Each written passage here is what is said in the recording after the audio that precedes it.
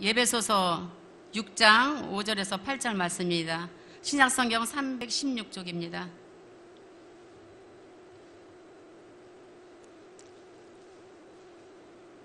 다 찾으실 줄 알고 제가 봉독에 올립니다. 종들아 두려워하고 떨며 성실한 마음으로 육체의 상전에게 순종하기를 그리스도께 하듯 하라. 눈가림만 하여 사람을 기쁘게 하는 자처럼 하지 말고 그리스도의 종들처럼 마음으로 하나님의 뜻을 행하고 기쁜 마음으로 섬기기를 주께 하듯 하고 사람들에게 하듯 하지 말라. 이는 각 사람이 무슨 선을 행하든지 종이나 자유인이나 주께로부터 그대로 받은 줄을 알미니라. 아멘. 좋으신 주님 감사합니다. 오늘 어린이 주일학교 주간으로 함께 전교인 연합 예배를 드리게 하시며 감사합니다. 갈수록 가족이 적어지고 가족 간의 대화와 사랑들이 사라져가는 이 시대에 이 교회에서 이 전교인 연합 예배를 통하여서 그리스도 안에서 한 가족된 이 대은의 공동체가 진정한 그리스도의 은혜와 사랑과 또 가족의 기쁨을 함께 누릴 수 있는 은혜의 시간이 되게 하여 주시옵소서. 말씀 듣습니다. 마음을 여시고 그 말씀 앞에 반응할 수 있는 우리가 되게 하여 주시옵소서. 예수님의 이름으로 기도드렸습니다. 아멘. 할렐루야. 너무 오랜만에 또 쓰니까 떨리네요. 네, 우리 옆에 분에게 이렇게 인사하겠습니다. 반응합시다. 이렇게 인사하겠습니다.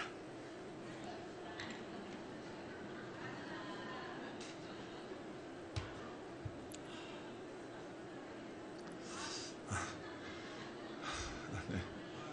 아니 반응하지 뭘 그렇게 좋아가지고 반항합시다. 네.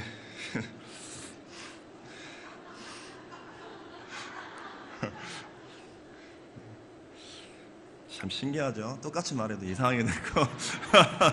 네. 자, 네, 어쨌든 웃어주셔서 감사합니다. 네. 제가 의도하지는 않은 건데 뭐 어쨌든 반응을 하시든 반항을 하시든 어쨌든 네, 어쨌든 표현하는 거니까 네, 하시기 바랍니다. 네. 오늘 특별히 종의 태도에 대해서 말씀을 함께 나누려고 하는데요. 그게 비단 저희만의 모습, 또 어떤 직분자의 모습, 또 어떤 교사들의 모습만이 아니라 예수 그리스도를 믿는 자라면 물론 신분은 하나님의 자녀가 됩니다. 그러나 우리가 이 땅을 살아가면서 하나님이 우리 가운데 부여해 주신 사명이라는 게 있죠.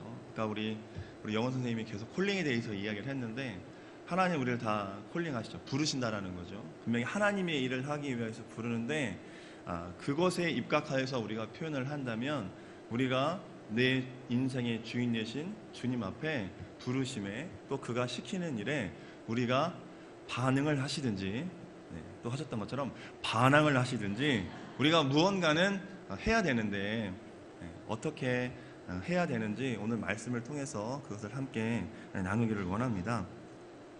특별히 오늘 말씀 6장 5절에서 8절뿐만이 아니라 1절부터 보시면 1절부터 4절까지는 자녀와 부모에 대해서 이야기하고 있고요. 또 5절에서 9절까지는 종과 상전에 대해서 이야기하고 있습니다. 물론 주제는 다르지만 큰 테두리 안에서 본다면 한 가정 안에서 모두가 다 이루어지고 있는 일들입니다. 자녀와 부모는 당연히 한 가정이고요. 한 가정 안에 주인이 있고 종이 있습니다. 그 안에서 이루어지는 일에 대해서 이야기하고 있는데요. 왜 특별히 사도 바울이 이것을 언급을 했냐 하면 당시에 그 에베소의 도시 인구의 3분의 1 정도가 노예였다고 합니다. 그러니까 그만큼 많은 사람들이 노예였기 때문에 그 초대교회가 각지로 퍼져나가고 그 디아스포라 유대인들을 통해서 각 지역마다 교회가 세워지고 그 안에서 예배가 드려질 때에 자유인들만 있는 것이 아니라 노예들도 그들 안에 자유의 신분을 갖지 못한 자들도 그들 안에 많이 들어왔다라는 거죠. 자, 그러면서 교회 안에서 문제가 생기기 시작을 한 거죠. 우리나라 조선시대에도 그랬잖아요. 아시는 것처럼 기역자로 이렇게 예배실이 되어 있었잖아요. 서로 쳐다볼 수 없고 교류할 수 없게 이쪽은 남자, 이쪽은 여자 이렇게 했지 않습니까?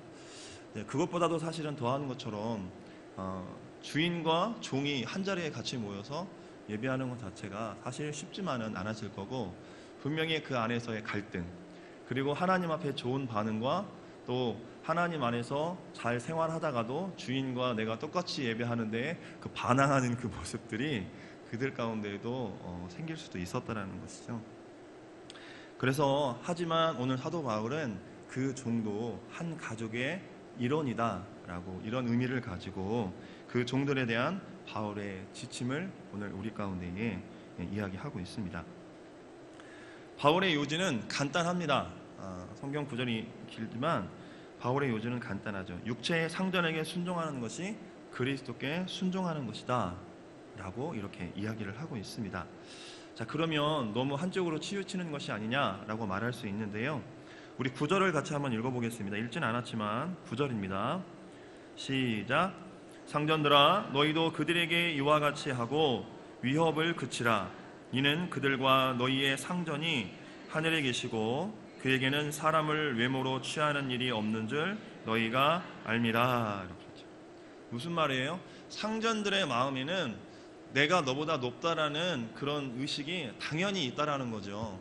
그런데 사도 바울이 뭐라고 이야기하냐면 이것도 한마디로 하면 평등하다라고 이야기하는, 그리스도 안에서, 믿는 자 안에서 모두가 다 평등하다라고 그렇게 이야기를 하고 있습니다.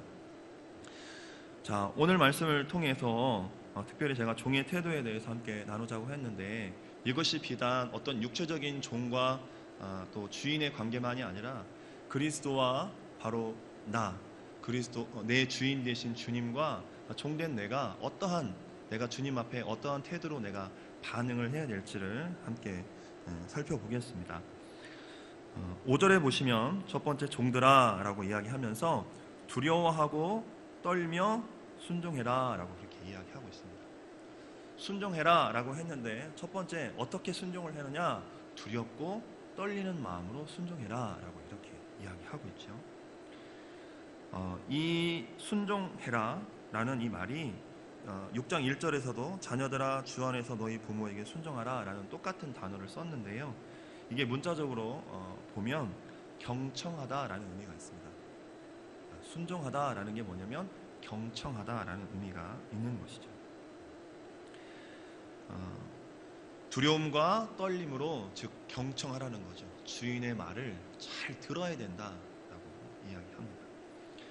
두려움이라는 단어는 원어를 보니까 공경하다라는 뜻도 함께 포함되어 있는 것 같습니다. 그래서 제가 공경이라는 단어를 국어사전에서 찾아보니까 몸가짐을 조심스럽게 하여 받들어 모신다라는 뜻이 있어요. 우리가 하나님 앞에 나올 때에 대충 나오는 게 아니고요, 몸가짐을 바르게 하여서 섬겨야 된다라는 뜻이 있다라는 것입니다. 누군가를 받들어 모신다라는 것은요, 그 사람의 상대방의 권위를 온전히 인정한다는 의미가 그 안에 들어 있습니다. 권위를 인정하는 좋은 장면을 우리 복음서에서 보면 찾아볼 수 있습니다. 마태복음 8장에 보시면 로마의 백부장 이야기가 나오고, 그 백부장이 자신의 하인의 그 아픔 때문에 예수님을 찾아가서 자신의 병사를 고쳐달라라고 그렇게 이야기하는 장면이 나오는데요. 예수님께서 마태복음 8장 7절에 그 백부장의 요청에 예수님이 이렇게 대답을 하십니다. 내가 가서 고쳐주겠다라고 말씀을 하세요. 영광이죠. 예수님이 가서 고쳐주겠다라고 이렇게 말씀을 하십니다. 자, 그런데 백부장이 이렇게 고백을 합니다. 마태복음 8장 8절입니다. 우리 같이 한번 읽어보겠습니다. 시작.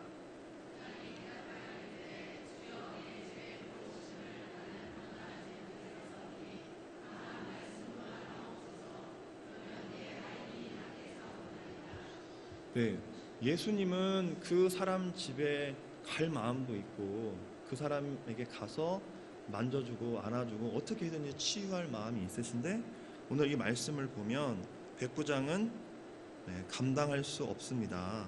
내가 너무 황송한 나머지 오시지 않아도 됩니다 라고 그렇게 이야기를 하고 있습니다. 그러면서 예수님에게 이 자리에서 명령만 하시면 그 명령대로 될 줄로 믿습니다 라고 그렇게 이야기를 하고 있습니다. 백부장이 그 근거를 이렇게 기록하고 있죠. 9절입니다. 백부장이 그렇게 말한 근거입니다. 시작. 나도 남의 수하에 있는 사람이요 내 아래에도 군사가 있으니 이더러 가라 하면 가고 저더러 오라 하면 오고 내 종더러 이것을 하라 하면 하나이다 라고 그렇게 이야기를 합니다. 쉽게 말하면 이거죠. 저도 권위 아래에 있습니다. 그리고 제 아래도 제 권위에 순종하는 사람들이 있습니다. 굳이 오지 않으셔도 내가 말하면 내 밑에 있는 자들이 그 말 그대로 행하고 따릅니다. 주님, 오시지 않으셔도 됩니다. 말씀만 하십시오. 그 말씀의 권위대로 따르겠습니다 라는 고백이 그 안에 들어있는 것입니다. 백부장은 이 세상에서 가지고 있는, 군대 안에서 가지고 있는 그 권위에 순종하는 그 똑같은 원리가 하늘의 영역에 속해 있는 예수 그리스도의 그 영적인 권위에도 그대로 들어있음을 이 백부장은 인정을 하고 있다는 거죠. 여러분, 예수님이 어떻게 반응하셨는지 아시죠? 10절입니다. 예수님이 이 백부장의 그 반응을 보시고 이렇게 예수님이 고백하세요. 자, 시작.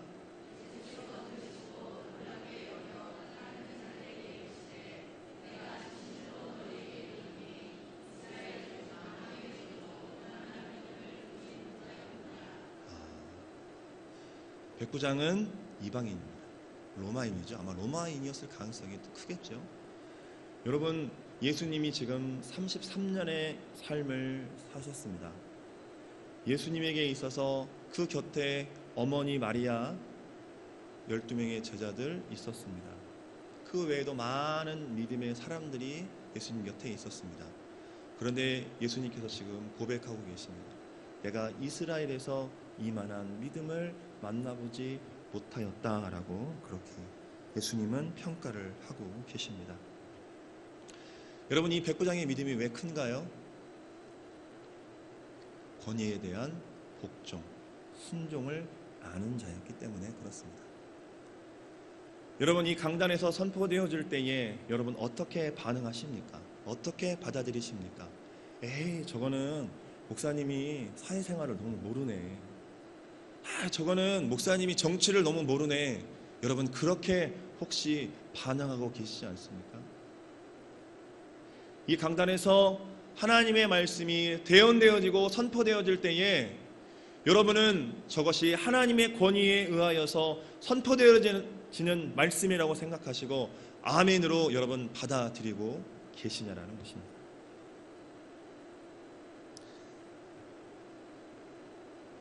어렵습니다.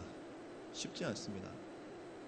쉬운 예로 이 강단에서 질병의 고침을 선포할 때에 우리는 이야기하죠. 무슨 병이나 아프기만 하더만 라고 말하는 것이 아니라 여러분, 당장에 그것이 여러분 가운데 이루어지지 않을지라도 여러분이 그것이 하늘의 영역에 속한 하나님의 권세와 권위로 여러분에게 선포되어지는 말씀이라면 여러분이 그것을 아멘으로 취하기만 한다면 지금 당장이 아닐지라도 그 말씀은 살아있고 운능력 있는 말씀이기에 여러분 안에서 반드시 역사한다라는 것입니다. 우리 옆에 분에게 이렇게 한번 도전하겠습니다. 권위에 복종합시다.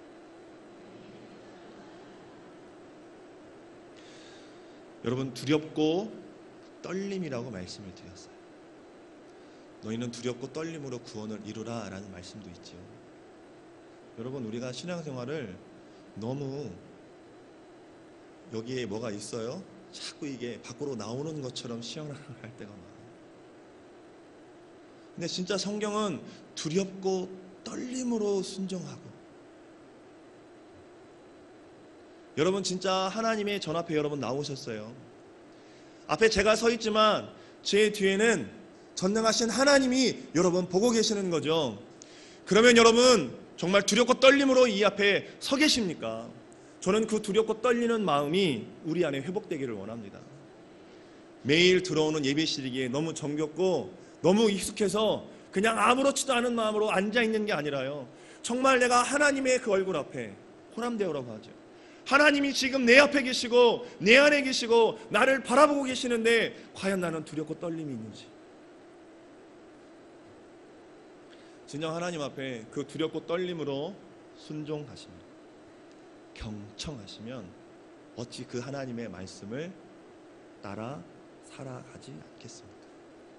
우리 안에 두렵고 떨리는 순종하고 경청하는 그 마음이 회복되기를 소망합니다. 자, 또 두렵고 떨며 순종하는데요, 두 번째 보니까 또 성실한 마음으로 순종하라고 되어 있습니다. 이걸 또 단어를 찾아보니까요, 단일하다, 단순하다, 오직 하나, 이런 뜻이 있어요. 그러니까 반대로 이야기하면 두 가지 마음을 가졌거나 겉과 속이 다르다라는 의미와는 정반대의 의미예요. 제가 이 말씀을 보면서 성실한 마음, 전심으로 하나님을 쫓아가는 그 마음, 정직함이죠. 정직함. 6절을 한번 읽어보시겠습니까? 6절 시작.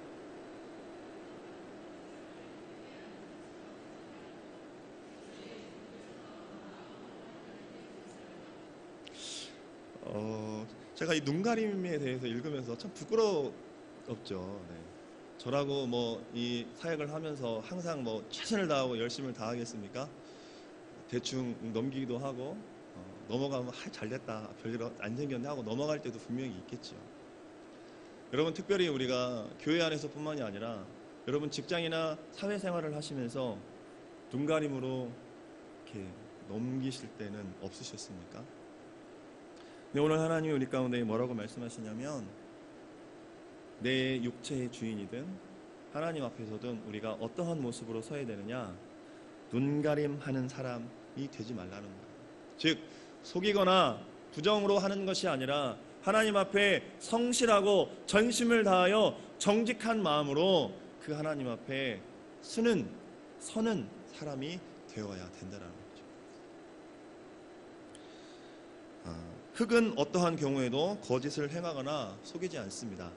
흙은 심는 그대로 그 안에서 싹을 틔우고 생명을 틔웁니다. 옛날에 어느 왕이 대신들을 불러 모으고 화분에 활짝 핀 꽃을 주면서 그들에게 나누어 줬습니다. 그리고 그들에게 한 달 후에 가장 화려한 꽃과 열매를 맺는 신하에게 정말 좋은 상급을 내리겠노라 라고 하고 신하들에게 다 화분을 하나씩 나누어 주었습니다. 한 달여가 지나고 그 화분을 가져오는 날이 되었습니다. 대신 하나하나마다 정말 화려한 꽃을 피우고 열매가 주렁주렁 맺힌 그런 멋진 화분들을 왕 앞에 내어 놓았습니다. 그런데 한 신하가 쭈뼛쭈뼛 다 말라 비틀어진 그 왕이 주었던 화분 그대로 왕 앞에 그것을 내놓았습니다. 그러자 왕이 대노합니다. 너는 내가 준 꽃을 어떻게 관리했기에 너는 이렇게 꽃을 죽여서 내 앞에 가져왔느냐? 라고 이야기했습니다. 그러자 신하가 대답합니다. 내가 한 달 동안 온 정성을 다하여서 물을 주고 거름을 주고 햇볕을 쬐어줬지만 결국에는 죽고 말았습니다. 그래서 이것을 있는 그대로 가져왔습니다. 라고 이야기했습니다. 그 이야기를 듣고 있는 그 화려한 꽃을 피워서 가져왔던 옆에 대신들이 더 두렵고 떨리는 마음으로 그 광경을 지켜보았습니다. 그런데 이내 그렇게 불호령을 내렸던 임금이 너무나도 기쁘고 활짝 웃는 얼굴로 그 대신을 향하여서 이렇게 이야기합니다. 내가 너희에게 주었던 화분은 뿌리가 없는 꽃이었다. 절대로 이 꽃은 한 달 이상 살 수 없는 꽃이다. 지금 여기에 가져다 놓은 수많은 이 활짝 핀 꽃과 이 화분들은 다 너희가 나를 속이기 위해서 너희가 새 것으로 가져온 것이다. 이 신하는 나에게 정직함을 보여주었다라고 이야기했습니다.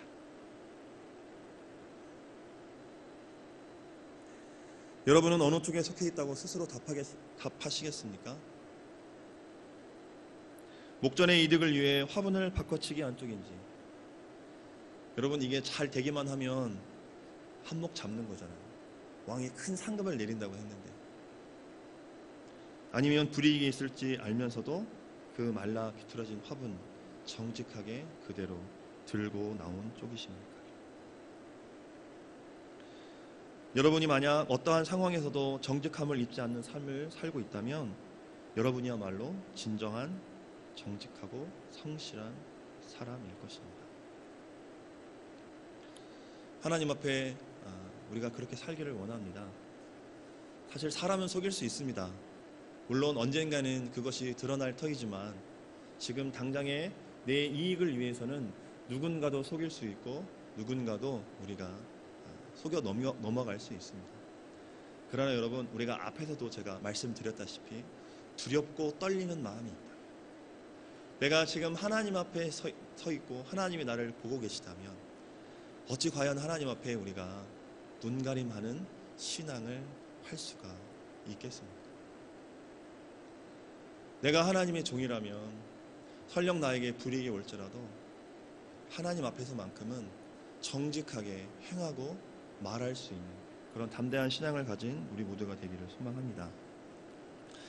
세 번째는 그렇게 육체의 상전에게 순종하기를 그리스도께 하듯 하라라고 그렇게 이야기하고 있습니다. 그리스도께 하듯 하라. 누가복음 17장에 보시면 17장 10절에 보시면 이런 말씀이 있습니다. 우리 같이 한번 읽어보겠습니다. 시작. 이와 같이 너희도 명령받은 것을 다 행한 후에 이르기를 우리는 무익한 종이라 우리가 하여야 할 일을 한 것뿐이라 할지니라. 여러분, 종이 밖에 나갔다가 주인이 배고프니까 밥 좀 차려오너라 라고 할 때에 종이 주인에게 나 하루 종일 일해서 피곤하니까 당신이 차려드세요 라고 말할 수 없다라는 거죠. 당연히 내가 해야 되는 것을 한 것뿐입니다. 즉 이게 뭐죠? 하나님 앞에 그리스도께 하듯 하는 게 뭐냐? 겸손함입니다. 내가 무언가 배웠고 내가 무언가 능력이 있고 내가 무언가 잘남이 있어서 하나님이 나에게 이 일들을 맡겨주신 것이 아니라 정말 보잘것없고 나보다 더 잘할 수 있는 사람이 있고 능력 있는 사람이 있어도 하나님이 나에게 이 일을 맡겨주셨고 감당하게 하셨구나. 주님 감사합니다. 부족하고 연약하지만 제가 최선을 다하여서 이 일을 감당하겠습니다. 이게 겸손 아니겠습니까? 사도 바울의 고백이 특별히 우리 가운데 주는 의미가 있습니다. 바울은 하나님의 부르심에 순종하여 많은 일을 이루었던 사람입니다. 이 중에 혹시 신앙생활 30년 이상 되신 분 손 한번 들어보십시오. 나는 신앙생활 30년 이상 됐다. 두 분밖에 안 되시나요? 네. 그렇게 늦어요, 이렇게 반응이. 자, 30년, 네. 40년, 50년, 네, 좋습니다. 50년, 네. 네. 자, 그러면 나는 10년 아래다. 10년 아래, 5년 아래, 5년 아래. 아, 네. 집사님 이거 긁으신 거죠? 네. 나는 1년 정도밖에 안 됐다. 없으신가요? 제가 1년이나 5년 안쪽은 고개 좀 뻣뻣하게 들고 다니셔도 된다고 말씀드리려고 했던 거고요. 네. 10년 이상 되면 목례 정도는 좀 해야 되겠다 싶은 거고 30년 이상 정도 됐다. 그러면은 90도 정도는 구부려야 되고 그 이상이다. 이방규 권사님 땅에 엎드려야 된다. 자, 이 말씀을 드리고 싶었던 건데 자, 왜냐하면 자 보겠습니다. 주후 56년에 사도 바울이 고린도 교회에 편지를 씁니다. 이때가 언제냐면 죽음을 약 10여 년 정도 앞둔 상태입니다. 사도 바울이. 자, 고린도전서 15장 9절입니다. 한번 읽어보겠습니다. 시작.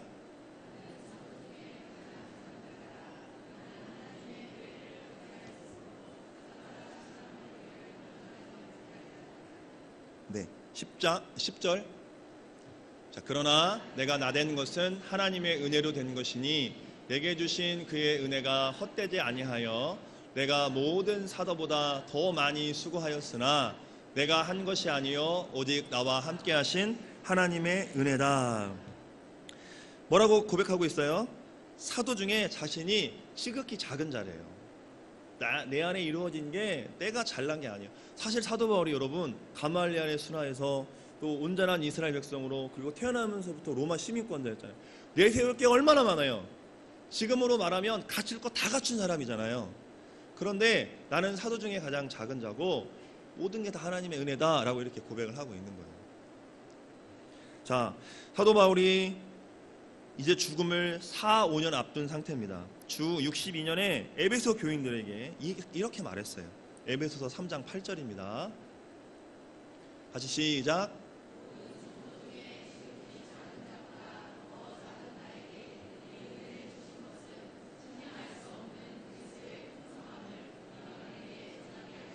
네, 앞에서 작은 자, 사도 중에 지극히 작은 자라고 했는데 이제 좀 더 폭이 커졌어요.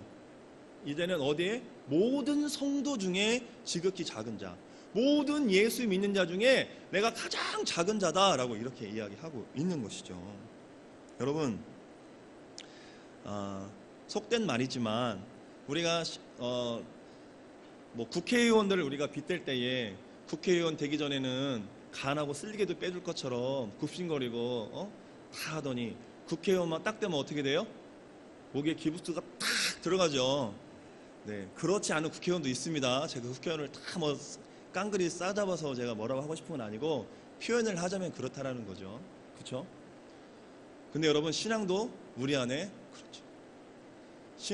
신앙의 연륜이 쌓아가면 쌓아갈수록 우리 안에 어떤 모습이 있어요? 물론 다 그렇지는 않습니다. 좋은 부분이 있지만 신앙이 쌓여가면 쌓아갈수록 신앙이 적은 자를 어떻게 해요?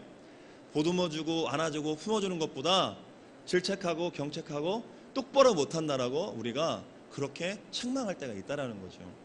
그런데 사도 바울은 신앙이 연수가 쌓여가면 쌓여갈수록 뭐가 자라요? 우리는 권위의식이 자라고 직분의 어떤 신앙의 연수가 자라가면 사도 바울은 신앙이 자라갈수록 겸손히 자라가고 있어요. 왜 그런지 보시겠어요? 마지막 생을 마감할 무렵이에요. 주후 64년, 66년 디모데전서 1장 15절입니다. 같이 시작.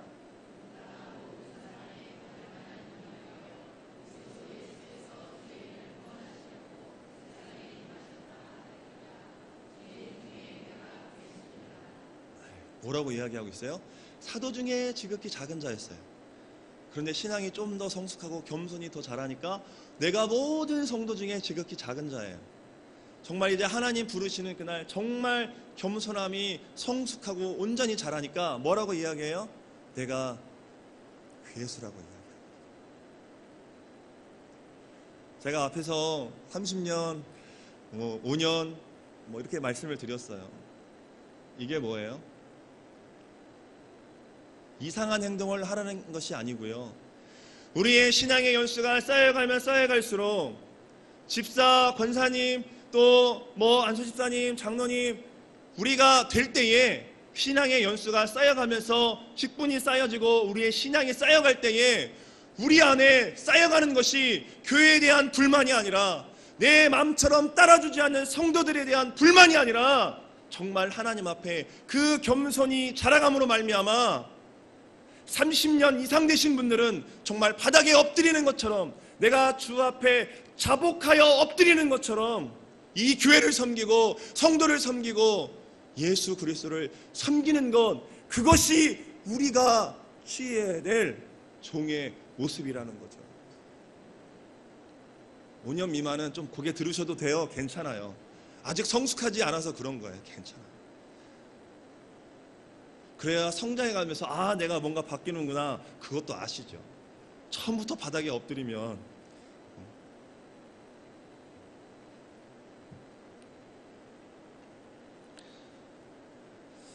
사랑하는 성도 여러분, 연말입니다. 네. 생각하고 설교를 준비했어요. 사실은. 네.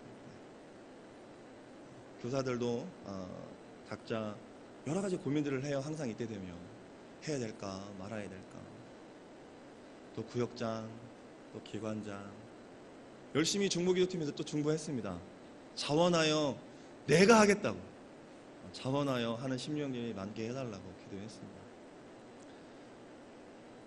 사랑하는 성도 여러분, 정말 올 한 해 이제 다음 주면 또 사무총회 돼 있고 임기도 하겠지만 정말 하나님이 맡겨주시는 그 일들이 있다면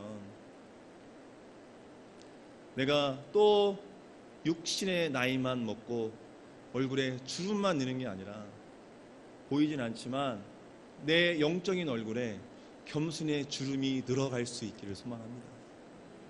그래서 불평하고 불만하고 왜 이렇게 안 되냐라고 생각하기보다 내가 정말 종되었다면 내가 먼저 자복하고 내가 먼저 정말 엎드려서 주의 일에 충성할 수 있는 우리가 되었으면 좋겠습니다. 더불어 아직 신앙의 연륜이 모자라 좀 부족하고 연약한 자가 있다면 못한다고 그를 책망하고 내리누르는 것이 아니라 그를 잘 보듬고 그가 나처럼 하나님 앞에 자복하고 부복하여 엎드려 온전한 주의 종으로 성장해 나아갈 수 있도록 이끌어주고 또한 뒤에서 밀어줄 수 있는 정말 그런 아름다운 공동체가 되었으면 좋겠습니다. 주님의 권위를 인정하고 정말 주의 말씀을 경청하는 그런 우리 성도들이 되었으면 좋겠습니다. 또한 어떠한 상황 가운데서도 설령 나에게 불이익이 올지라도 정말 주님 앞에서 또한 세상 앞에서 정직하게 성실하게 생활해 나아가는 우리가 되었으면 좋겠습니다. 신앙의 연수가 쌓여갈수록 목이 꼿꼿해지는 자가 아니라 오히려 더 자복하고 정말 엎드릴 줄 아는 겸손히 살아가는 그런 멋진 우리 성도들이 되었으면 좋겠습니다. 그리하면 주께서 보상을 해주십니다. 8절인데요. 제가 다른 성경을 좀 읽어드리겠습니다. 8절에 메시지 성경이라는 성경에서 8절을 이렇게 기록을 했습니다. 선한 일을 하는 사람은 종이든 자유인이든 상관없이 충분한 상을 주님으로부터 받을 것입니다. 라고 그랬어요. 여러분, 우리가 주님으로부터 뭔가를 받으려고 일하는 건 아니지만 우리가 주님을 향하여서 그렇게 두렵고 떨리는 마음으로 하나님 앞에 잘 경청하고 우리가 정직하고 또 겸손함으로 우리가 하나님 앞에 헌신하면 하나님이 보상해 주시겠다는 거죠. 여러분, 하나님 앞에 기쁨으로 그렇게 헌신하고 하나님 주시는 그런 복도 받는다면 여러분 얼마나 행복하겠습니까? 사랑하는 우리 대원의 모든 가족들, 2018년 기도함으로 잘 마무리했으면 좋겠습니다. 그리고 다가오는 새해에 나에게 주어지고 맡겨진 일이 있다면 정말 오늘의 이 말씀을 기억하시고 정말 행복하게 그 일들을 잘 감당해서 내년에 우리 표어처럼 또 내년에 목사님 또 계획처럼 정말 이 공동체가 한층 더 업그레이드 되고 또 영적, 양적, 질적인 부흥의 성장들이 이루어질 수 있는 우리 공동체가 될 수 있기를 간절히 소망합니다. 하나님 아버지 감사합니다.